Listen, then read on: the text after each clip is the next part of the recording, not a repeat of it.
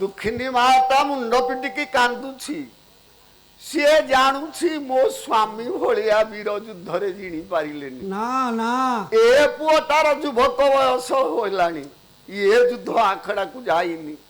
ଇଏ ଯଦି ମେଦିନୀପୁର ଯୁଦ୍ଧ କରିବାକୁ ଯିବ, ଆଉ କି ସତରେ ମୋ ପୁଅ ଫେରିବ? ମୋତେ ଆଉ ମା ବୋଲିକି ଡାକିବ, ମୋ କାନ ଆଉ ଶୁଣିବ? ମୋ ବାପା ମାନେ ପୁଅ ଝିଅଙ୍କ ପ୍ରତି ମା ମାନଙ୍କର କେତେ ଶ୍ରଦ୍ଧା। ମା ମାନେ ଲୋ ଦେଖିଆ କଥାଟାକୁ ଚିନ୍ତା କଲ। ଗୋଟାଏ ପଦ ଦ୍ରାକ୍ଷାୟଣୀ କାବ୍ୟରୁ ଗାଉଛି, ମା ବୋଲି ଯେଉଁ ଅକ୍ଷର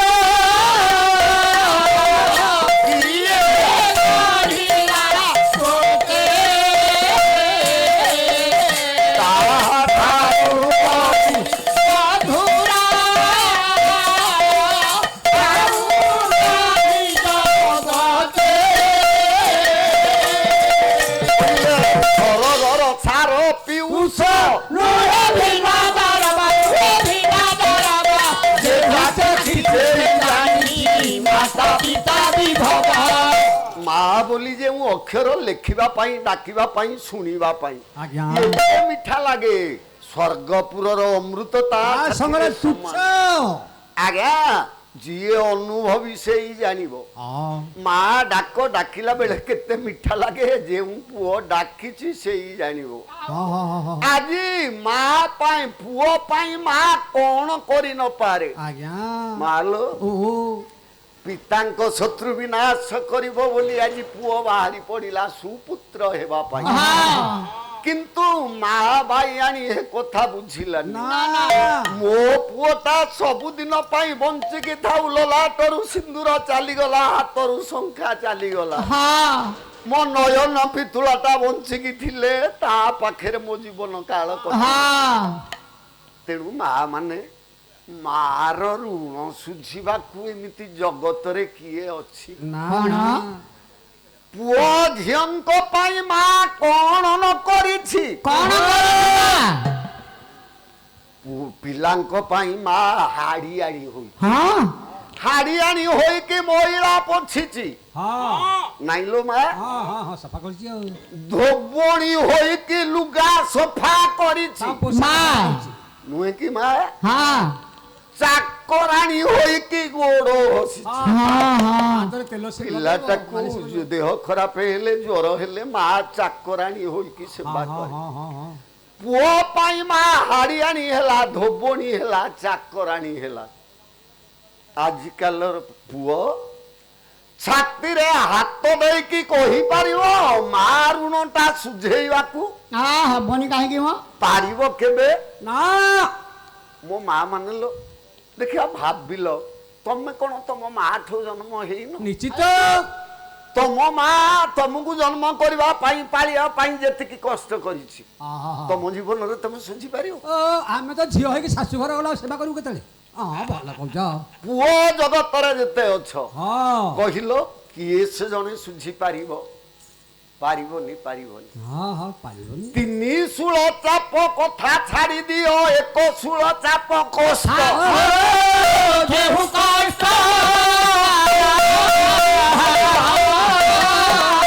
ଶୁଝିବାକୁ ପଡା ଜଗତରେ ଆଉ କିଏ ରହିଅଛି? ତିନିଟା ଶୂଳ ଚାପ ଆସିଲେ ମା ପାଖରେ ପିଲାଟା ଜନ୍ମ ହବ। ତିନିଟା ଶୂଳ କଥା ଛାଡ଼ି ଦିଅ ମୋ। ଗୋଟେ ଶୂଳ ଚାପରେ ଯେତିକି କଷ୍ଟ, ଏମିତି ପୃଥିବୀରେ କିଏ ପୁଅ ଅଛି ମୋ ସୁଝି ଦବ?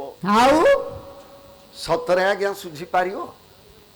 ଦ୍ୱିତୀୟରେ କବି ଲେଖିଲେ, କଲେ ସୁଝି ହବ ନା? କିପରି ସୁଝି ପାରିବ ପୁଅ? ନା ଦେହର ଚମଡ଼ା ଚପଲ କରିବି ମୋ ମା ଚାଲୁଥିବ ପିନ୍ଧି।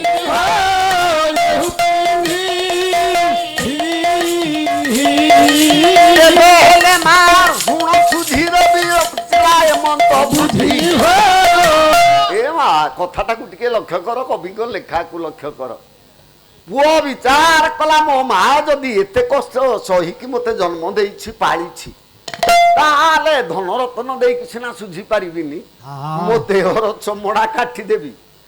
ଚପଲ ତିଆରି କରିଦେବି ମୋ ମା ସେଇ ଚପଲ ପିନ୍ଧିକି ବାଟ ଚାଲି ତାହେଲେ ସୁଝି ପାରିବିନି କି ବାପା ନାହିଁ କହିଲେ ନାହିଁ ଦେହର ଚମଡ଼ା କାଟିକି ଚପଲ କରିବ ତା ମା ପାଇଁ ତା ମା ସେ ଚପଲ ପିନ୍ଧିବ ତଥାପି ସୁଝି ହବନି ବୋଲି ବାପା ନାହିଁ କରିଦେଲେ ତଥାପି ସୁଝି ହବନି କାହିଁକି ସୁଝି ହବନି କଣ ପାଇଁ କବିତା ଦ୍ୱିତୀୟରେ ଲେଖିଛନ୍ତି କହିଲେ ଏଇ ଚମଡ଼ା ତା ମାର କୋତରେ ତିଆରି ହୋଇଛି ପରା ହୋ କେହୁ ପରା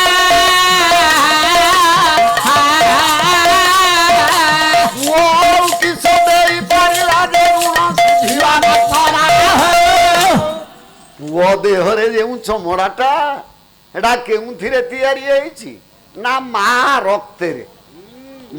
ରକ୍ତରେ ପୁଅ ଦେହରେ ଚମଡ଼ା ତିଆରି ହେଇଛି ପୁଅ ଯେବେ ତା ଦେହ ଚମଡ଼ା ତା ମା ପାଇଁ ଚପଲ କଲା ଏଟା କଣ ପୁଅର ଏଇଟା ପରା ମାର ତାହେଲେ ଆଉ ସୁଝି ପାରିଲା କାହିଁ ମୋ ବାପା ମାନେ କେବେ ଜଗତରେ ଏମିତି କେହି ନାହାନ୍ତି ସୁଝିବାକୁ ଆଉ ଗୋଟାଏ କଥା କାନ୍ଦି କାନ୍ଦି ପଥ ମନା କରୁଛି କହିଲା ଧନରେ ମୁଁ ମନା କରୁଛି ରେ ଧନ କେବେ ହେଲେ ଯାନା ଗଲେ ଅମଙ୍ଗଳ ହବ ମା ମନା କରୁଥିଲେ ଅମଙ୍ଗଳ ହବ କଣ କହୁଛ ମ ଧନୀ ଦାସଙ୍କ ଲେଖାରେ କହିଲେ ମା ଯେବେ ପରା ପଛରୁ ଡାକୁଛି ଅନୁକୂଳ ନ ହୋଇବା ବାପା ନାହିଁ କଲେ ଫେରି ଆସି ତାର ପଦେ ମୁଣ୍ଡିଆ ମାରିବା ଆରେ ଭାଇ ମନ କଲେ ହାତକୁ ହଲାଇ କଥାଟାକୁ ବୁଝାଇବା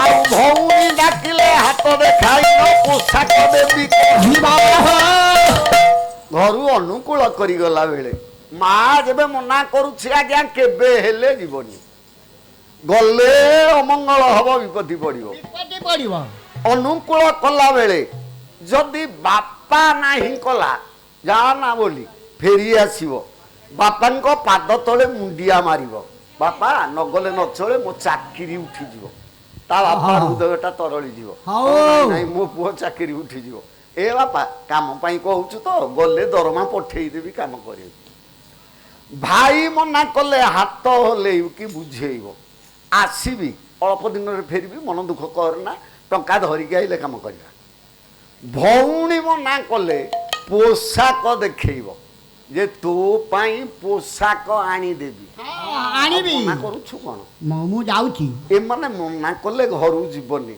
ମା ମାନେ କଥାଟା ମନେ ରଖିଲ ତ ଦ୍ୱିତୀୟରେ ଆଉ ଗୋଟେ ମା ଯେବେ ପରା ପଛରୁ ଡାକିବ ପୁଅର ମଙ୍ଗଳ ହେବା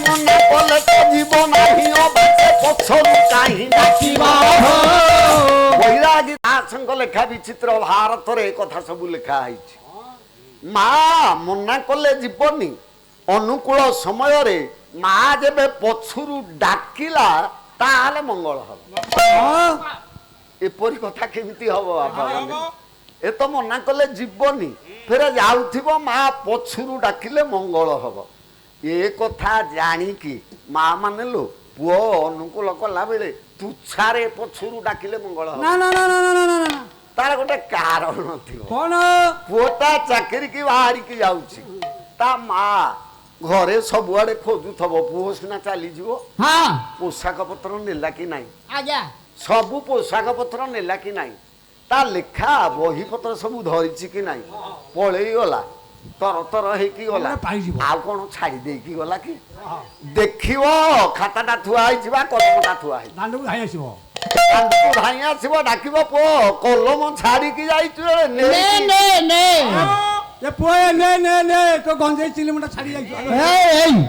ତାହେଲେ ତାଇ ମଙ୍ଗଳ ଏ ତଳରେ ଶାଲ ବାଗ ଆଜ୍ଞା ଯୁଦ୍ଧକୁ ଗଲେ ପଦ୍ମା ଘରେ ରହିଲା ତେଣେ ମେଦିନୀପୁରରେ ଯୁଦ୍ଧ ହେଲା ସ୍ୱାମୀ ମରିଗଲା ସୈନ୍ୟ ମାନେ ଦେଖିଲେ ବାପା ଆସିକି ଯୁଦ୍ଧ କରୁଥିଲା ଫେରେ ପୁଅ ଶତ୍ରୁର ପୁଅ ଆସିଛି ଫେରେ ଆମ ସାଥିରେ ଯୁଦ୍ଧ ଘରେ କଣ ହେଲା ତେଣେ ହଁ ଶାଶୁ ଅଛି ଘରେ ହଁ ଜଗନ୍ନାଥ ପୂଜା ହଉଛନ୍ତି ତୁଳସୀ ଚଉରା ପୂଜା ହଉଛି କଣ କଲୁ ମୁସଲମାନ ବୁଢୀ ସମ୍ଭାଳି ପାରିଲାନି କଲା ନା କଲା ଓଡିଆ ଘରର ଲକ୍ଷଣୀ ଝିଅ କାହିଁ ପାଇଁ ଆସିଥିଲୁ ଆସିଥିଲୁ